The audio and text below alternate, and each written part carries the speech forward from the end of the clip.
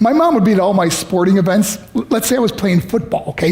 My mother would be on the sidelines, and if the play on the field started going one way, my mother would run along like, Mark, get him, get him. I'd be like, oh my gosh. I'd get in the huddle with the other guys. They go, Mark, is that your mother? I go, no, I never saw her before in my life. See, the greatest gift my mother ever gave me, she believed in me. I have overdosed on drugs on 3 occasions where I should have been dead. But I believe I was kept here for a reason. You show me your friends, I will show you your future. How do I know this? I hung out with losers, and I became the biggest loser of them all because I gave up everything I dreamt about as a little boy because of who I chose to surround myself with. My friends would drive me home at 2, 3, 4 in the morning. We'd be drunk and high, laughing in the car. We'd pull up in front of my house in New York. They go, Mark, the light's on. I go, oh man, my mother's up. See, my mom wouldn't go to bed until she knew her son was still alive.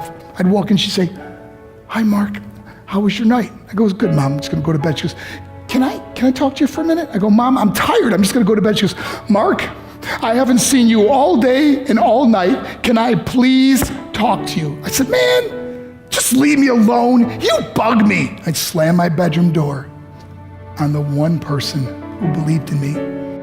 I was on a worldwide tour and we were wrestling overseas in Japan. After my wrestling match, I went upstairs in my hotel room and I fell asleep.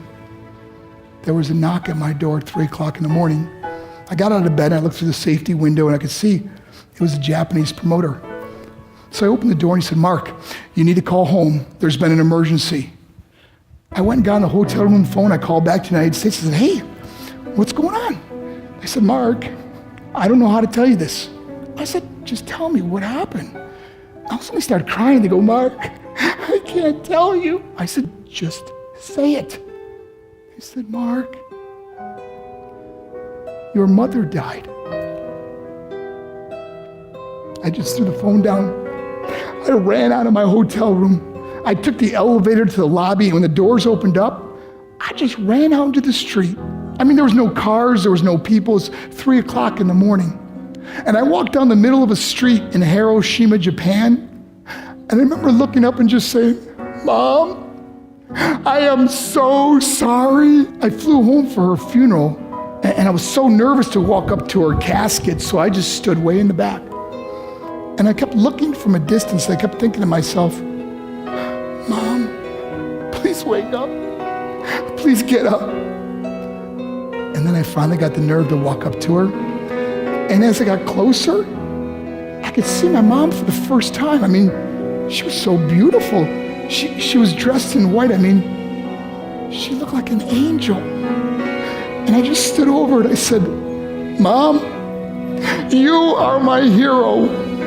Everything I am, everything I hope to be was because of you. You loved me so much, you gave me a life. You're the only one that ever believed in me. How did I repay her? By getting drunk, by getting high, by getting stupid, by hanging out with losers? For what? All she ever wanted to do was talk to me. I wish I could talk to you now, Mom. I wish you could see what I'm doing. Why couldn't I have been a better son? We are defined by our choices. But if you surround yourself with people involved in drugs and alcohol and pills, it's a dead end. I'm not here to preach to you. I'm here to tell you I lived that life. It leads to broken hearts, broken relationships, broken dreams, and death. For what? To get high? If you have a mother or a father, when you go home, tell them how much you love them. See, my whole life was about being rich and famous. I had to be a millionaire. I had to win the race. I had to win the race at the expense of my marriage, my family, my friends. For what?